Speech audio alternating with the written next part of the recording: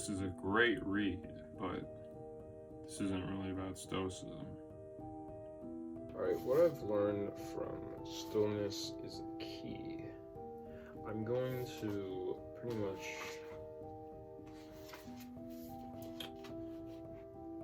summarize what I have marked down in this book. Alright, so the first page that I marked down is in the chapter Slow Down, Think Deeply. And it says, your job, after you've emptied your mind, is to slow down and think. So to really think on a regular basis. Think about what's important to you. Think about what's actually going on. Think about what might be hidden from view. Think about what the rest of the chessboard looks like. Think about what the meaning of life really is. And then there's a quote from a woman named Twyla Tharp. I hope I pronounced that right. And this is a Gaelic phrase from the state of mind, which is quietness without aloneness. And what this means is sit alone in a room and let your thoughts go wherever they will. Do this for 1 minute. Work up to 10 minutes of this mindless mental wandering. Then start paying attention to your thoughts to see if a word or goal materializes. Fun fact, Gaelic phrase pretty much means this is Irish. And this pale son of a gun here really knows a thing or two about those Irish lads. You know what I'm saying.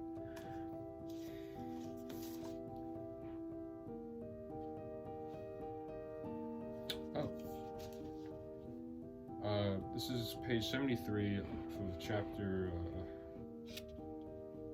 Find Confidence, Avoid Ego. If you're miserable every time things are not going your way, if you cannot enjoy it when things are going your way, because you undermine it with doubts and insecurity, life will be hell. Yeah, I agree with that. When you try to hit the ball really hard, you end up snap hooking it. If you look up to follow the ball, you jerk the club and slice it into the woods. The energy you're spending aiming the arrow, particularly early on, is energy not spent developing your form. If you're too conscious of the technical components of shooting, you won't be relaxed or smooth enough. As marksmen say these days, slow, smooth is fast. Stillness, then, is actually a way to superior performance. Looseness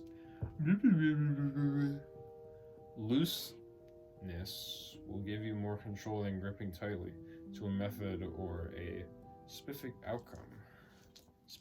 A specific outcome, yeah, because that's the right word there. Slow is smooth is fast.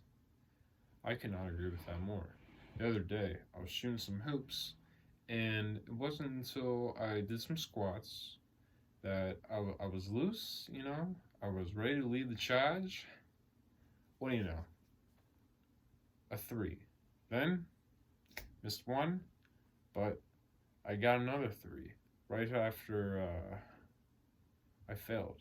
So I passed, and I failed, and I passed, baby. Passed with a swish.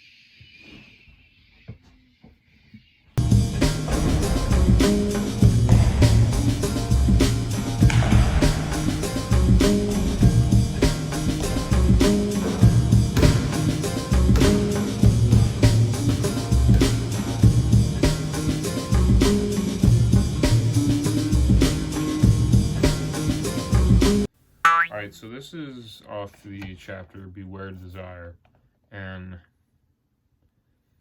this guy's name is Joseph Epstein. He has a brilliant line that says, of the 7 deadly sins, only envy is no fun at all. Yeah, that's right. An envious man pains himself as though he were an enemy. Yeah. And then there's an interesting line that says, it is an endless loop of misery. We're envious of one person while they invade somebody else. The factory worker wishes desperately to be a millionaire. The millionaire envies the simple life of the 9-to-5 worker. 9-to-5 worker. Think about that. We finally reached a Stoic philosopher, what Mr. Holiday lives for. Okay, so even of dying, he, as in Marcus Aurelius writes, pass through this brief patch of time in harmony with nature. Come to your final resting place gracefully, as a ripened olive might drop, praising the earth that nourished it, and grateful to the tree that gave it growth. Whenever you have trouble getting up in the morning, remind yourself that you've been made by nature for the purpose of working with others, whereas even unthinking animals share sleeping. And it's our own natural purpose that is more fitting and more satisfying. Marcus Aurelius sure loved to be a nature boy, you know what I'm saying? So, apparently, Japanese have a concept, Sharin Yoku, which means forest bathing, which is a form of therapy that uses nature as a treatment for mental and spiritual issues. Then, a guy named Joe Stilgo says, or rather, has some simple advice. Get out now. Not just outside, but beyond the trap of programmed electronic age so gently closing around so many people. Go outside, move deliberately, then relax, slow down, look around. Do not jog, do not run. I believe Ted Williams said something about avoid running at all costs. Let me get back to flipping the script. As I was looking through my handy-dandy baseball book, I remembered I learned something about baseball. One of the greatest baseball players who ever lived, Jackie Robinson, in Ego is the Enemy. And this also involves one of the greatest baseball players who ever lived, Ted Williams. And being that I grew up a Red Sox fan against my will, this really stuck out to me when I first discovered this. Athletes seem spoiled and hot-headed to us today, but we have no concept of what the leagues were like then. In 1956, Ted Williams, one of the most revered and respected players in the history of the game, was once caught spitting on one of his fans. As a white player, he could not only get away with this, he later told reporters, "I'm not a bit sorry for what I did. I was right, and I'd spit again at the same people who booed me today. Nobody's going to stop me from spitting." For a black player, this sort of behavior would have not been only unthinkable, but short-sighted beyond comprehension. Robinson had no such freedom. It would have not ended only his career, but set back his grand experiment for a generation.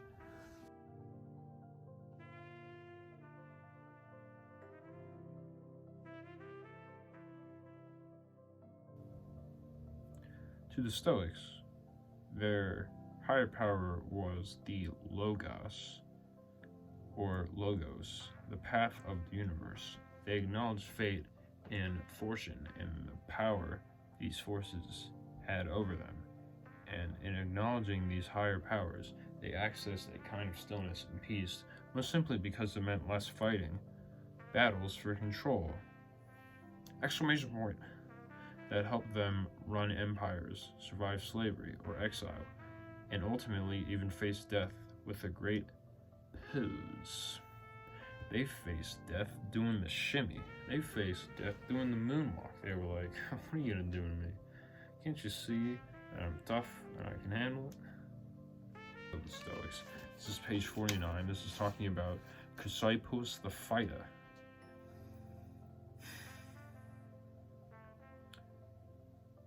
Yeah, I mentioned that the Stoics seem to welcome death, like Vito Corleone, Godfather.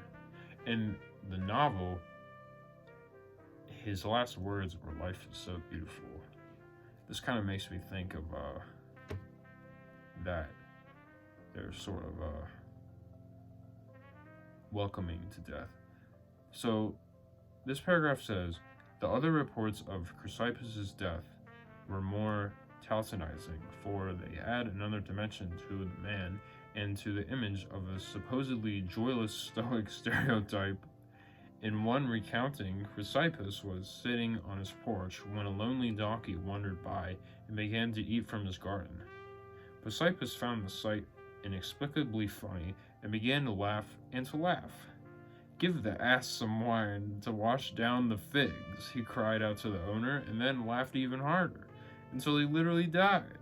And if so, if true, it would be Stoicism's second founder who passed away not in the heat of debate or in the sprint of writing, which he had spent so much of his life doing, but from good humor and enjoyment of a simple pleasure.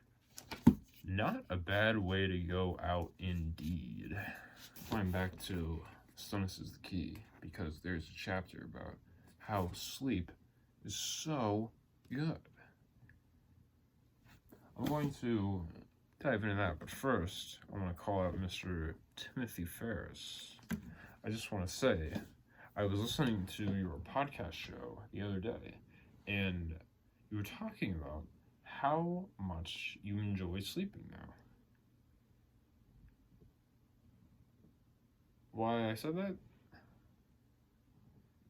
Because you introduced your podcast saying "ladies and germs." I wish I could do that. Okay, so this is off of Go to Sleep, and this is page 231. This is talking about how Arianna Huffington woke up on the floor of her bathroom a few years ago, covered in blood, her head searing with pain. She had passed out from a fatigue and broken her cheekbone. Her sister, who was in the apartment at the time, recalls the sickening sound of her hearing the body hit the tile. It was a literal wake-up call for both of them. This is no way to live. There is no glamour in working oneself to the bone, trading sleep for an extra conference call, or a few minutes on television, or a meeting with an important person. That's not success. It's torture, and no human can endure it for long. This is also a very, very interesting chapter, because this Mr. Ryan Holiday talks about when he worked for American Apparel, and he goes into very explicit detail about how the founder stopped sleeping, and guess how American Apparel went?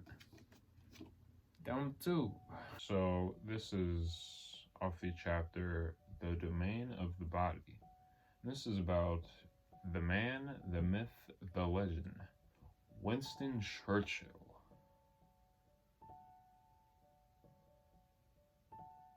So, a guy named Paul Johnson, as a 17-year-old, decades before his career as a writer, met Churchill on the street and shouted at him, "Sir, to what do you attribute your success in life?"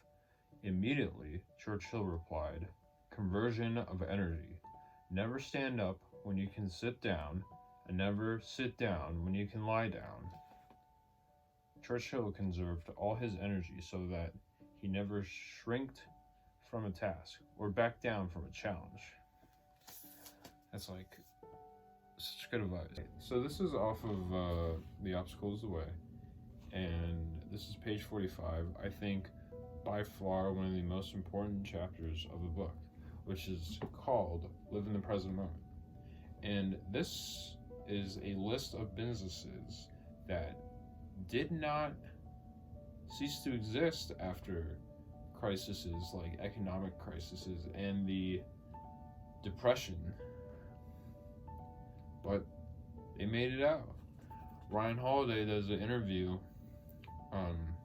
with a guy from London on YouTube where he says this quote: "Bad companies quit or cease to exist when a crisis happens. Good companies deal with the crisis and keep going, but great companies thrive during crises or the thought of depression, going through depression, you know?" Okay, so these are the lists of businesses that Mr. Holiday has labeled: Fortune Magazine, FedEx, UPS, Walt Disney Company, Hewlett Packard, Charles Schwab, Standard Oil. So that's Rockefeller bought out his partners in what became Standard Oil and took over in 1865, the final year of the Civil War. Coors, Costco, Revlon, General Motors, Procter and Gamble. Oh man, I wish that was alive today, huh? United Airlines, Microsoft, LinkedIn. So, yeah. Focus on the present moment, not the monsters that may or may not be up ahead. So, I'm just going to read the introduction. Then I'm going to read the preface, because if there's a book out of Ego is the Enemy, Stillness is the Key, The Stoic Journal, and Life of the Stoics, I really feel like Obstacle is the Way is the one to read the introduction and preface. I mean, they're all great, but Obstacle is the Way is just like extremely motivating. Well, for me at least, it really gets a thought and vision of like conquering the goal that one finally has.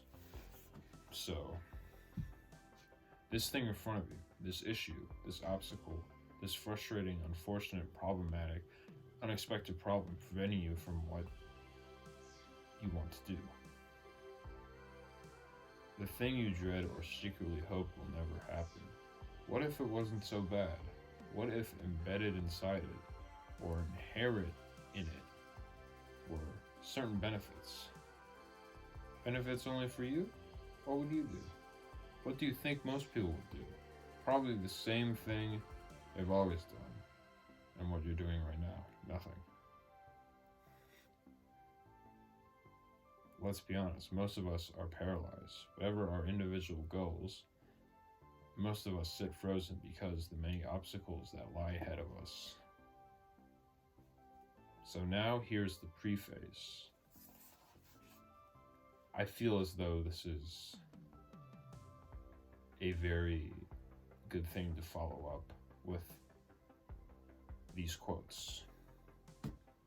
So this is from 4 Stoic philosophers: Rusticus, Epictetus, Seneca, Moschenus, Rufus. It is more than enough for us. Our actions may be embedded, but there can be no impeding our intentions or dispositions, because we can accommodate and adapt. The mind adapts and converts into our own purposes the obstacle to our acting. And then he, being the 4 philosophers, concluded with powerful words destined for maximum. The impediment to action advances action. What stands in the way becomes the way. In Marcus Aurelius' words, in The Secret to an Art known as turning obstacles upside down, to act with a reverse clause, so there is always a way out or another way to get where you need to go. So that setbacks or problems are always expected and never permanent, making certain that what impedes us can empower us.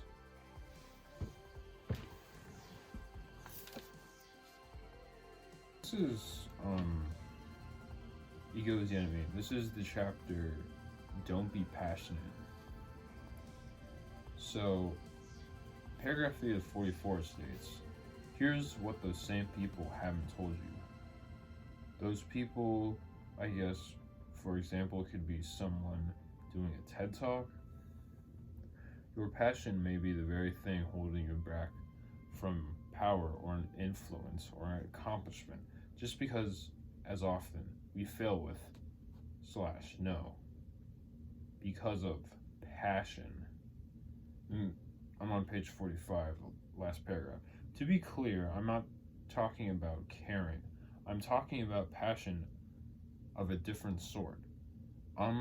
Unbridled enthusiasm with willingness to pounce on what's in front of us with the full measure of our zeal, the bundle of energy that our teachers and gurus have assured us is our most important asset. It is that burning, unquenchable desire to start or to achieve some vague, ambitious, and distant goal. This seemingly unconscious movement, so far from the right track, it hurts. Remember, Zealot is just a nice way to say crazy person. And then Ryan Holiday talks about a young basketball player named Louis L. Shendor Jr., who won 3 national championships with John Wooden at UCLA. Use one word to describe the style of his famous coach: dispassionate, as in not passionate. Wooden wasn't about rah-rah speeches or inspiration. He saw those extra emotions as a burden. Instead, his philosophy was about being in control and doing your job and never being passion's slave. The player who learned that lesson from Wooden later changed his name to one you remember better: Kareem Abdul-Jabbar. I'm a phony. Or something. I don't know that name. Last but certainly not least, this may have been my first Ryan Holiday book. Yeah, no, I think this was, because it's all scratched up and everything. It looks pretty old. Yeah, the cover's coming off. But last thing I'd like to end on is week 50. This is Keep the Rhythm.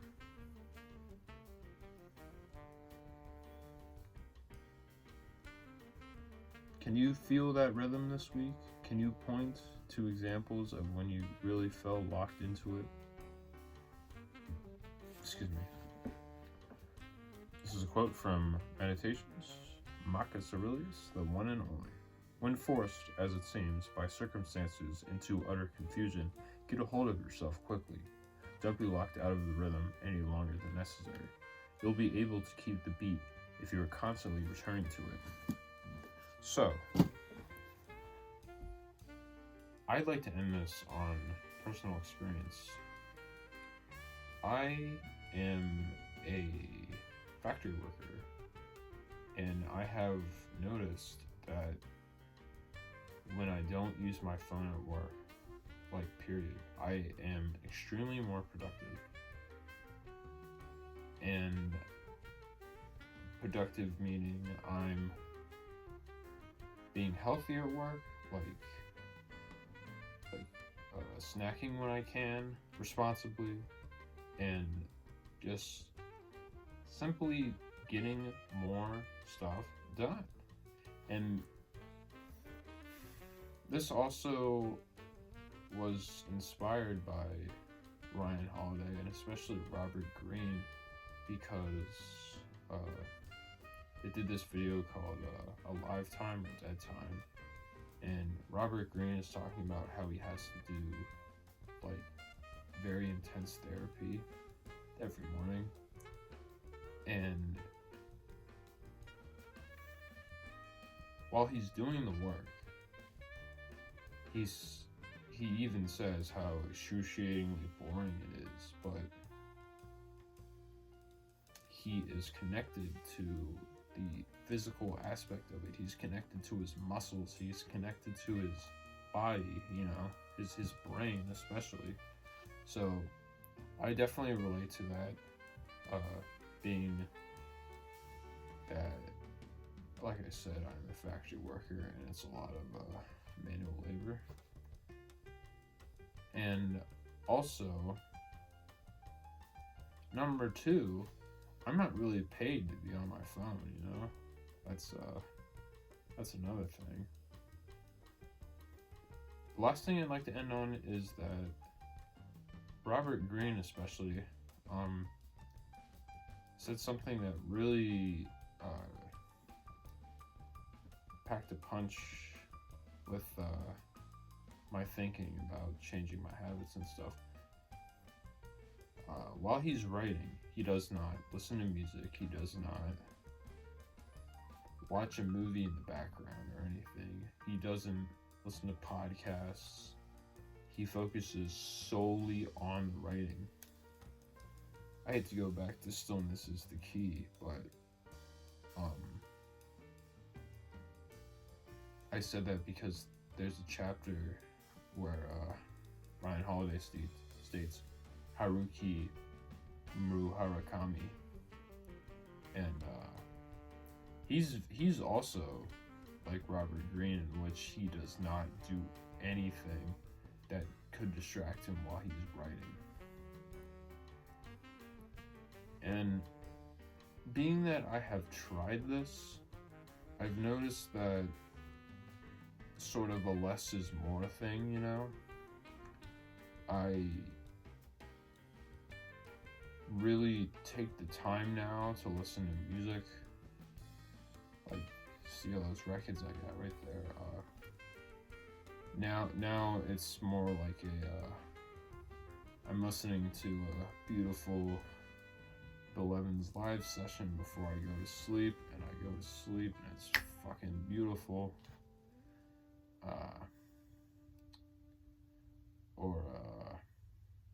I really sit down, you know, and watch a movie, not like watch a movie doing dishes, which this can be to people's advantage. So like James Clear states that this positive reinforcement can help individuals get work done, which it can, it absolutely can. I just feel as though it's a lot more stoic, and it can be a lot more productive when a person just eliminates all distractions while doing some sort of work.